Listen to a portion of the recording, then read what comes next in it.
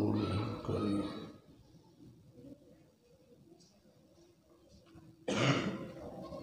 أما بعد فأعوذ بالله من الشيطان الرجيم. بسم الله الرحمن الرحيم.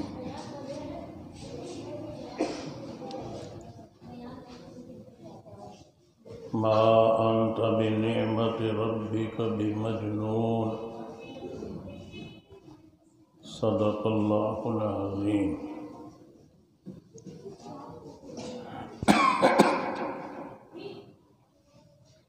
اللهم صل على محمد وعلى آل محمد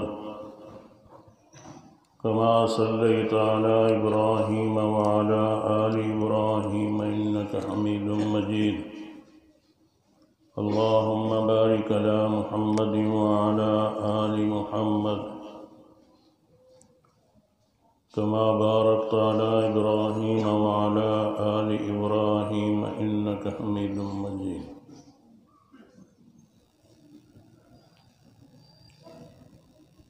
اس آیت کریمہ میں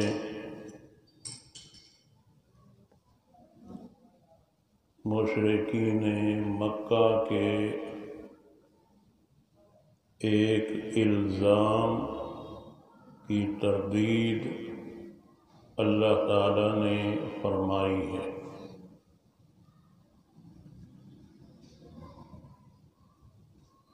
نبی کریم صلی اللہ علیہ وسلم نے جب نبوت کا اعلان کیا، آپ نے لوگوں کو اللہ کی طرف بلانا شروع کیا.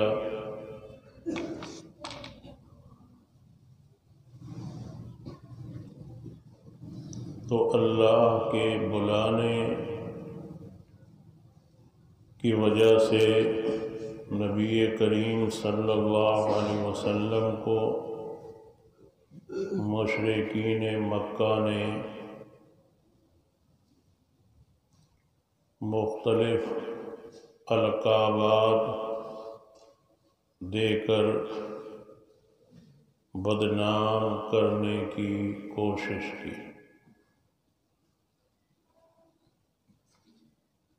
ایک تو نبی کریم صلی اللہ علیہ وسلم کو مکے کے مشرک خود جھٹلاتے تھے کہ آپ جھوٹے ہیں. دوسرے نمبر پر لوگوں میں نفرت پیدا کرتے تھے تاکہ کوئی آدمی نبی کریم صلی اللہ علیہ وسلم کی بات کو نہ سنے. چنانچہ کبھی تو مکے کے مشرک آپ کو مجنوں کہتے تھے، کبھی آپ کو کاہن جادوگر کہتے تھے.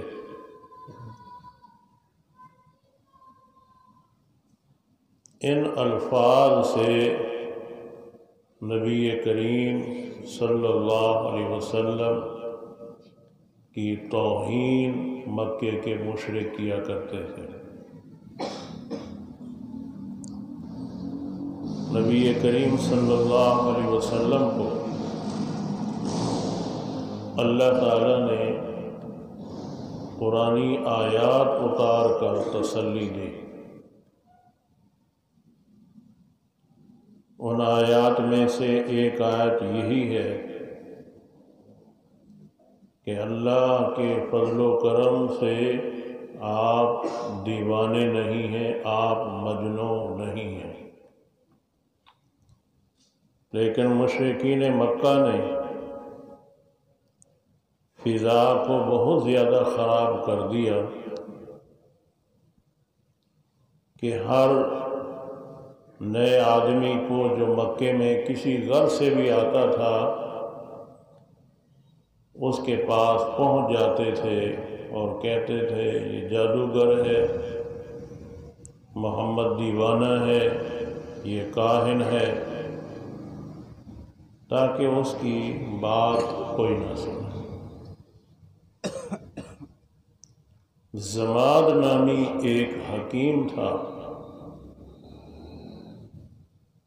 وہ اپنے علاقے میں جو لوگ دیوانے ہوتے تھے یا جن پر جادو ہوتا تھا ان کا علاج وہ مفت کرتا تھا۔ زماد مکہ مکرمہ میں آیا، مشرکین مکہ نے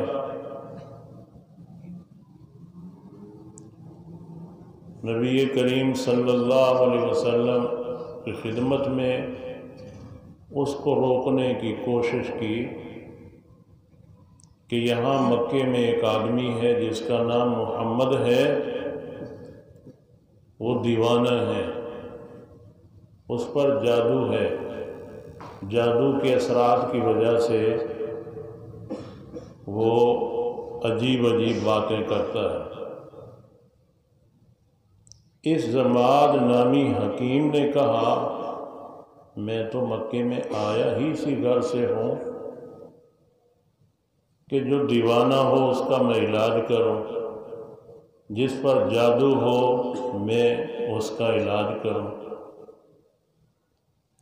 چنانچہ مشرکین مکہ نے بڑا روکا، لیکن یہ شخص نبی کریم صلی اللہ علیہ وسلم کی خدمت میں حاضر ہو گیا۔ سلام دعا کے بعد نبی پاک صلی اللہ علیہ وسلم سے باتیں کرنے لگا۔ جناب رسول اللہ صلی اللہ علیہ وسلم کی عادت مبارکہ یہ تھی، جب کوئی بات کرتا تھا آپ اس کی بات کو توجہ سے سنتے تھے، اس کی بات میں اپنی بات کو داخل نہیں کرتے تھے۔ یہ جناب رسول اللہ صلی اللہ علیہ وسلم کی عادت مبارکہ تھی، اس میں امت کے لیے تعلیم ہے کہ جب کوئی بات کرے تو اس کی بات کو توجہ سے سنو، اور توجہ بھی ایسی کہ ایسی دلچسپی کا اظہار کرو کہ متکلم بات کرنے والا یہ سمجھے کہ میری بات اس کو بہت ہی پسند آ رہی ہے۔ نبی کریم صلی اللہ علیہ وسلم نے اس کی ساری بات توجہ کے ساتھ سنی۔ جب وہ خاموش ہوا، نبی کریم صلی اللہ علیہ وسلم نے فرمایا آپ نے کچھ اور کہنا ہے؟ اس نے کہا نہیں، میری بات ختم ہو گئی۔ جناب رسول اللہ صلی اللہ علیہ وسلم نے یہ خطبے کے الفاظ پڑھے، ان الحمد للہ نحمده ونستعینه من يهد الله فلا مضل له ومن يضلله فلا هادي له وأشهد أن لا إله إلا الله وأشهد أن محمدا عبده ورسوله۔ اس آدمی نے چہرہ اٹھایا اور نبی کریم صلی اللہ علیہ وسلم کو دیکھنے لگ گیا، کہنے لگا پھر یہ الفاظ دہرائیں آپ۔ نبی کریم صلی اللہ علیہ وسلم نے فرمایا ان الحمد للہ نحمده ونستعینه من يهد الله فلا مضل له ومن يضلله فلا هادي له وأشهد أن لا إله إلا الله وأشهد أن محمدا عبده ورسوله۔ اس نے اور دلچسپی کا اظہار کیا، کہنے لگا پھر یہ پڑھیں کلمات۔ نبی کریم صلی اللہ علیہ وسلم نے فرمایا ان الحمد للہ نحمده ونستعينه من يهد الله فلا مضل له ومن يضلله فلا هادي له وأشهد أن محمدا عبده ورسوله۔ معنی اس کا یہ ہے ساری تعریفیں اللہ کے لیے ہیں، ہم اس اللہ کی حمد و ثنا کرتے ہیں، اس اللہ سے مدد چاہتے ہیں۔ من يهده الله فلا مضل له، جس کو اللہ تعالی ہدایت دے دے اس کو کوئی گمراہ نہیں کر سکتا، اور جس کو اللہ گمراہ کر دے اس کو کوئی ہدایت نہیں دے سکتا۔ وَأَشْهَدُ أَنَّ مُحَمَّدًا عَبْدُهُ وَرَسُولُهُ، میں گواہی دیتا ہوں اللہ کے سوا کوئی معبود نہیں، محمد صلی اللہ علیہ وسلم اس کے بندے اور اس کے رسول ہیں۔ اس نے حضور پاک صلی اللہ علیہ وسلم سے عرض کیا، اللہ کے نبی آپ اپنے ہاتھ کو آگے بڑھائیے اور میرے اسلام کو قبول فرما لیجیے۔ یہ شخص آیا تھا جس پر جادو ہو اس کا علاج کرنے کے لیے، اور جس کو جنون ہو، جس کو دیوانہ پن لاحق ہو، اس کا علاج کرنے کے لیے جب نبی کریم صلی اللہ علیہ وسلم کی خدمت اقدس میں ہوا، آپ کا فصیح بلیغ کلام سنا، تو بجائے علاج کرنے کے اپنا ایسا علاج کروایا کہ جنت کا حقدار بن گیا۔ جناب رسول اللہ صلی اللہ علیہ وسلم کے بارے میں اللہ نے فرمایا، میرا نبی آپ دیوانے نہیں ہیں، حقیقت میں دیوانہ وہی ہے جو نبی کریم صلی اللہ علیہ وسلم کی تعلیمات کو نہیں سمجھ سکتا۔ جنہوں نے نبی کریم صلی اللہ علیہ وسلم کی تعلیمات کو سمجھا اور انہوں نے اسلام میں داخل ہو کر اسلام کا ایسا حق ادا کیا کہ رہتی دنیا تک ان کے تذکرے برقرار رہیں گے۔ نبی کریم صلی اللہ علیہ وسلم کے ایک صحابی ہیں حضرت سلمان فارسی رضی اللہ تعالیٰ عنہ، ایران کے رہنے والے تھے۔ ان کا والد آگ پرست تھا، آگ کی پوجا کرنے والا، بلکہ ان کے ہاں آگ کا عبادت خانہ تھا جس کو شب روز جلایا جاتا تھا۔ سلمان فارسی کہتے ہیں میرے والد کو مجھ سے بڑی محبت تھی، اتنی محبت کہ مجھے گھر سے باہر نہیں جانے دیتے تھے، ایک کمرے میں قید میں گویا کے رکھ دیا تھا مجھے، کہیں ایسا نہ ہو کہ میرے بیٹے کو باہر کہیں تکلیف پہنچ جائے، یہ باہر نکلے، پھر میں غم زدہ نہ ہو جاؤں۔ باپ اپنی محبت کی وجہ سے بیٹے کو گھر سے باہر نہیں جانے دیتا، لیکن اللہ نے اس بیٹے کے دل کے اندر اس آگ کے عبادت خانے کی نفرت کو بٹھا دیا اور حق کی تلاش کے لیے اس کو وہاں سے نکالا۔ سلمان فارسی رضی اللہ تعالیٰ عنہ فرماتے ہیں میں حق کی تلاش کے لیے گھر سے نکلا، مختلف حضرات کو ملا، نبی کریم صلی اللہ علیہ وسلم کی مجھے اطلاع ملی کہ نبی آخر الزمان مکہ مکرمہ میں آ چکے ہیں، ان کی نبوت کی بعثت ہو چکی ہے، مدینہ طیبہ میں وہ ہجرت کر کے آئیں گے۔ سلمان فارسی رضی اللہ تعالیٰ عنہ فرماتے ہیں میں مدینے میں نبی کریم صلی اللہ علیہ وسلم کی خدمت اقدس میں حاضر ہوا۔ میں نے جناب رسول اللہ صلی اللہ علیہ وسلم کے اخلاق کریمانہ کو جب دیکھا، آپ کے چہرے نبوت کو جب میں نے دیکھا تو میرا دل نہ رہ سکا، میں نے فوراً نبی کریم صلی اللہ علیہ وسلم کا کلمہ پڑھ لیا۔ جناب رسول اللہ صلی اللہ علیہ وسلم کی عادات میں سے ایک عادت یہ تھی،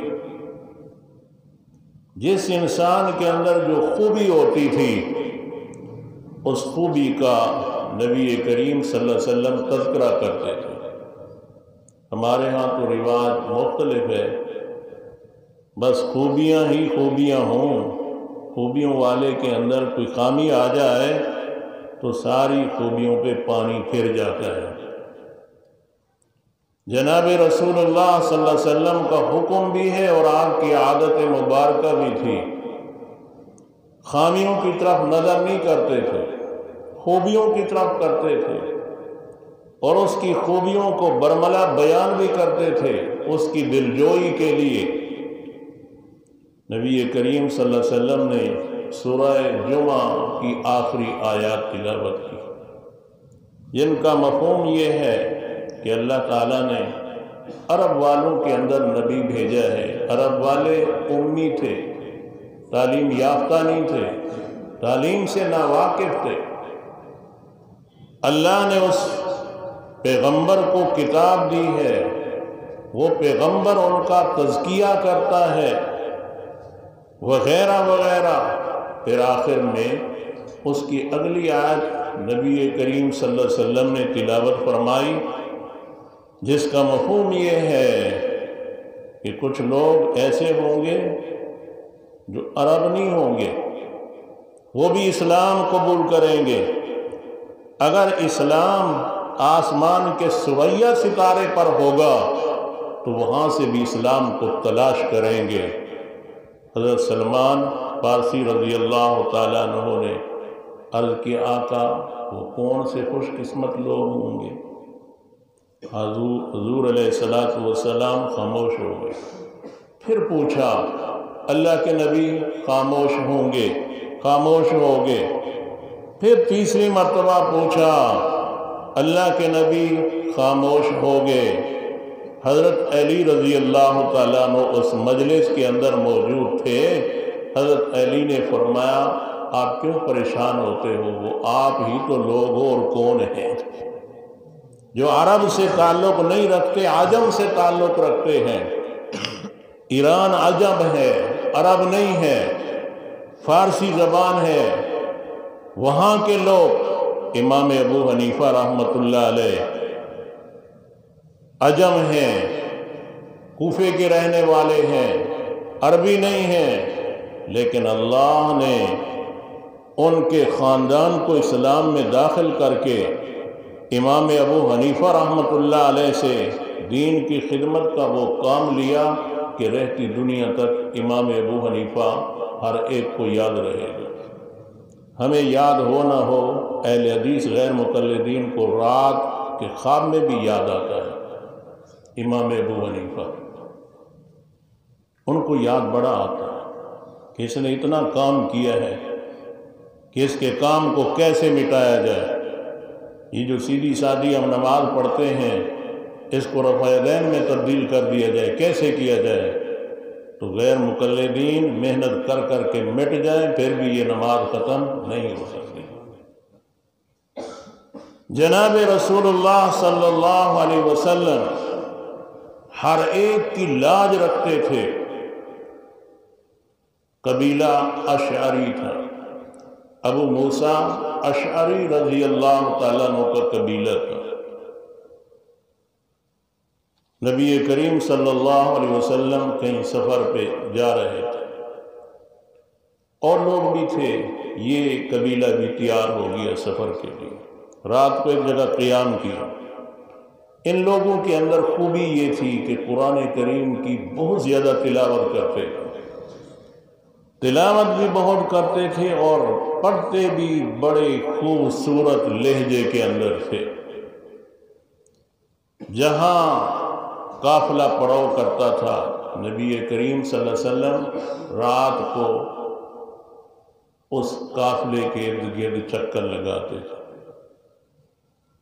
آپ نے رات کو چکر لگایا تو قبیلہ اشعری کے لوگ رات کو اٹھ کر اللہ کے قرآن کو بڑے خوبصورت انداز میں پڑھ رہے ہیں۔ صبح ہوئی، نبی کریم صلی اللہ علیہ وسلم کی ملاقات ہوئی ابو موسیٰ اشعری سے۔ حضور نے فرمایا ہاں مجھے پتہ چل گیا تھا کہ تم فلاں مقام پر ہو، تمہارا قافلے کے اندر تمہارا قبیلہ فلاں مقام پر تھا، اس لیے کہ میں نے قرآن کریم کو تم سے سنا اور اللہ نے تمہیں وہ آواز عطا فرمائی جو اللہ نے داؤد علیہ السلام کو عطا فرمائی۔ قرآن کریم خوبصورت پڑھنا یہ اللہ کی نعمت ہے۔ بعض طالب علم سارا سال مدرسے میں پڑھیں گے لیکن خوبصورت پڑھنے کا طریقہ نہ سیکھیں گے نہ کوشش کریں گے۔ یہ بھی عشاء میں کوئی بے ڈھنگا اذان دے رہا تھا۔ شوق تو ہے اذان دینے کا، لیکن اذان کو سیکھنا بھی چاہیے۔ قرآن تلاوت کرنے کا انداز بھی سیکھنا چاہیے۔ ماں کے پیٹ سے کوئی سیکھ کے نہیں آتا، اس لیے سیکھو ہمارا اللہ راضی ہو۔ مخلوق نہیں راضی ہوتی، مخلوق کہتی ہے یہ جو تجویز سے پڑھتے ہیں یہ وقت ہمارا ضائع کرتے ہیں نماز میں۔ جی نماز کیسی ہونی چاہیے؟ اللہ اکبر، الحمدللہ رب العالمین الرحمن الرحیم مالک یوم الدین ایاک نعبد وإیاک نستعین اهدنا الصراط المستقیم صراط الذین انعمت علیہم غیر المغضوب علیہم ولا الضالین۔ وہ ایک نمازی وہ کہتا ہے ہمارا امام صاحب کا نام ہے جمال الدین، وہ ایسے جلدی جلدی پڑھاتا ہے تو کہتا ہے ولا الضالین، پیچھے کسی بچے نے کہا مولوی جمال الدین۔